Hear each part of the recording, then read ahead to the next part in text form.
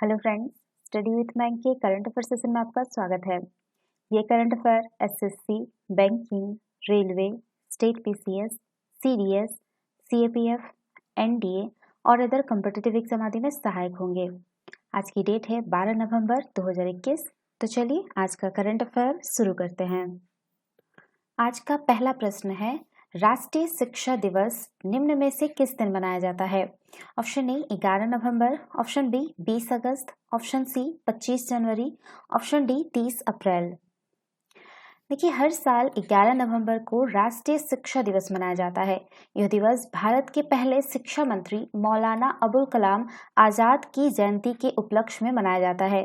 मौलाना अबुल कलाम आज़ाद स्वतंत्र भारत के पहले शिक्षा मंत्री थे। उस समय शिक्षा मंत्रालय मानव संसाधन विकास मंत्रालय था। अबुल कलाम गुलाम मोहिउद्दीन को मौलाना अब्दुल कलाम आज़ाद के नाम से जाना जाता है। तो इसका जो सही आंसर होगा वो होगा आपका ऑप्शन ए 11 नवंबर। चलिए नेक्स्ट क्वेश्चन पे चलते हैं। केंद्र सरकार ने 15 नवंबर को बिरसा मुंडा की जयंती को निम्न में से किस दिवस के रूप में मनाने की घोषणा की है? ऑप्शन ए जनजातीय साहस दिवस, ऑप्शन बी जनजातीय गौरव दिवस, ऑप्शन सी जनजातीय विकास दिवस, ऑप्शन डी जनजातीय प्रगति दिवस। देखिए, केंद्रीय मंत्रिमंडल ने 15 नवंबर को भारत की आज़ादी के 75 साल पूरे होने के जश्न के हिस्से के रूप में बहादुर आदिवासी स्वतंत्रता सेनानियों को सम्मानित करने हेतु 15 नवंबर को जनजातीय गौरव दिवस के रूप में मंजूरी दी है। सांस्कृतिक विरासत के संरक्षण और राष्ट्रीय गौरव, वीरता और आतिथ्य के भारतीय मूल्यों को बढ़ावा देने में आदिवासियों के प्रयासों को मान्यता देने हेतु प्रतिवर्ष जनजातीय गौरव दिवस का आयोजन किया जाएगा। उन्होंने ब्रिटिश औपनिवेशिक शासन के खिलाफ जो है भारत के विभिन्न क्षेत्रों में कई आदिवासी आंदोलन किए और बिरसा मुंडा जो है इन आदिवासी समुदायों में तामार, सांथाल, खासी, भील, मिजो और कोल में शामिल है। 15 नवंबर को बिरसा मुंडा की जयंती भी है, जिन्हें पूरे भारत में आदिवासी समुदायों द्वारा जो है भगवान के रूप में सम्मानित किया जाता है। बिरसा मुंडा का जन्म 15 नवंबर 1875 को हुआ था। वे मुंडा जनजाति से संबंधित थे। उन्होंने 19वीं शताब्दी के अंत में आधुनिक झारखंड और बिहार के आदिवासी क्षेत्रों में ब्रिटिश शासन के दौरान एक भारतीय आदिवासी धार्मिक सहस्त्राब्दी आंदोलनों का नेतृत्व किया था। तो इसका जो सही आंसर होगा वो होगा आपका ऑप्शन बी जनजातीय गौरव दिवस। चलिए नेक्स्ट क्वेश्चन पे चलते हैं। ग्लोबल ड्रग पॉलिसी इंडेक्स 2021 में भारत को कौन सा स्थान प्राप्त हुआ है? ऑप्शन ए 10वां, ऑप्शन बी 12वां, ऑप्शन सी 18वां, ऑप्शन डी 20वां। देखिए, हाल ही में हार्म रिडक्शन कस्टोमीटर्स द्वारा जो है आपका ग्लोबल ड्रग पॉलिसी इंडेक्स का उद्घाटन संस्करण जारी किया गया है। 30 देशों में भारत का स्थान जो है वो आपका 18वां है। इसका कुल स्कोर जो है वो आपका 46/100 है। हार्म रिडक्शन कंसोर्टियम नेटवर्क का एक वैश्विक कंसोर्टियम है, जिसका लक्ष्य वैश्विक रूप से वॉर ऑन ड्रग्स को चुनौती देना, नुकसान कम करने वाली सेवाओं तक पहुंच बढ़ाना और नुकसान में कमी के लिए संसाधनों को बढ़ाने की वकालत करना है। तो इसका जो सही आंसर होगा वो होगा आपका ऑप्शन सी 18वां स्थान। चलिए नेक्स्ट क्वेश्चन पे चलते हैं। असम के गायक, संगीतकार, अभिनेता जुबीन गर्ग को किस बैंक ने राज्य के लिए अपना नया ब्रांड एम्बेसडर नियुक्त किया है?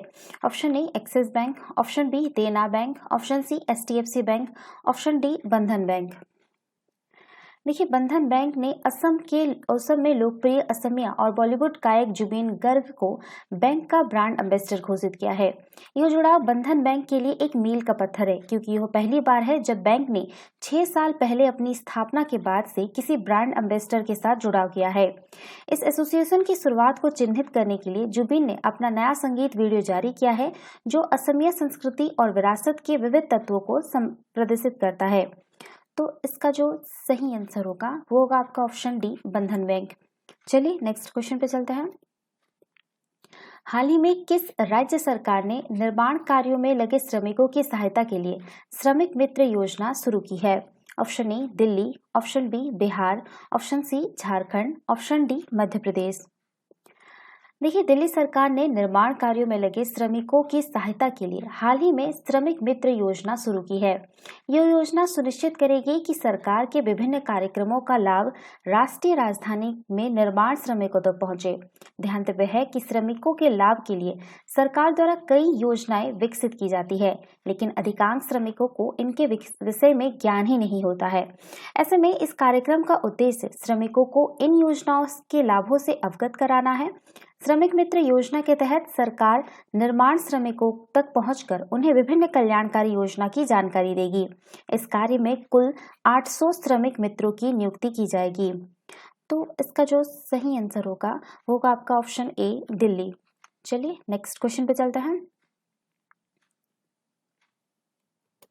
क्वेश्चन नंबर 6 है आपका, अंतर्राष्ट्रीय सौर गठबंधन में शामिल होने वाला 101वां दिवस सदस्य देश निम्न में से कौन बन गया है?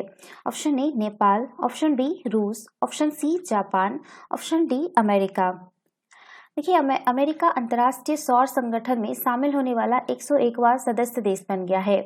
सौर ऊर्जा को वैश्विक रूप से अपनाने में तेजी लाने के लिए अमेरिका सदस्य देश के रूप में ISA में शामिल हो गया। ISA फ्रेमवर्क को पहली बार 2016 में देशों के समर्थन के लिए परिचालित किया गया था। यह सभी देशों के लिए सहयोग के माध्यम से वैश्विक प्रासंगिकता और स्थानीय लाभ प्रदान करने पर जोर देता है। तो इसका जो सही आंसर होगा आपका ऑप्शन डी, अमेरिका।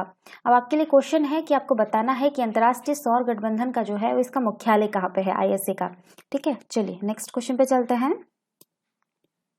भारत और किस देश के बीच रक्षा प्रौद्योगिकी सहयोग के उद्देश्य से अभी हाल ही में वर्चुअल बैठक संपन्न हुई है? Option A America, option B Nepal, option C चीन, ऑप्शन डी रूस। देखिए, भारत और अमेरिका के बीच मानव रहित यान बनाने के संबंध में एक अहम समझौते पर हस्ताक्षर हुए हैं। रक्षा प्रौद्योगिकी और व्यापार पहल यानी DTTI के तहत यह पहला करार है। दोनों देशों ने रक्षा क्षेत्र में तकनीकी सहयोग बढ़ाने का संकल्प लिया।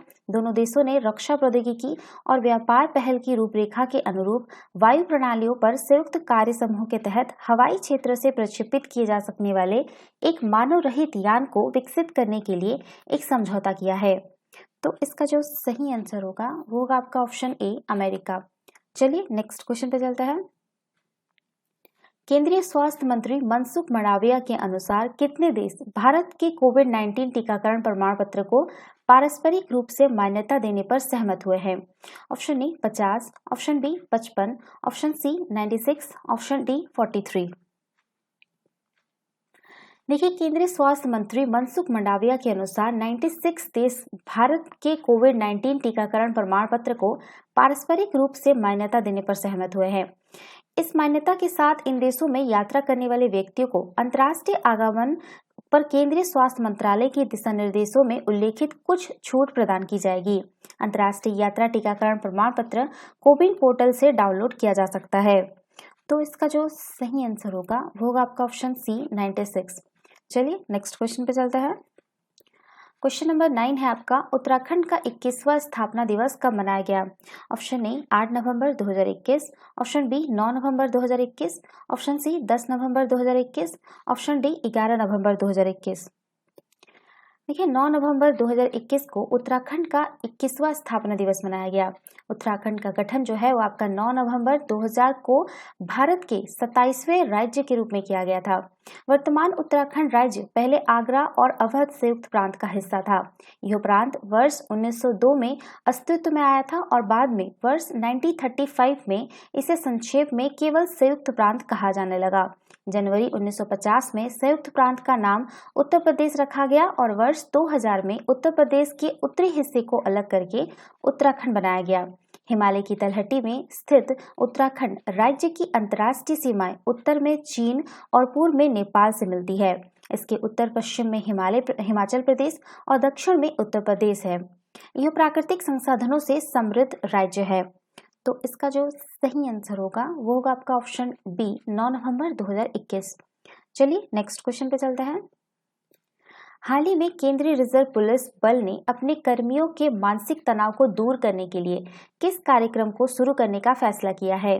Option A Chaupal, option B Sahaj, option C Nirmal, option D Kaushal.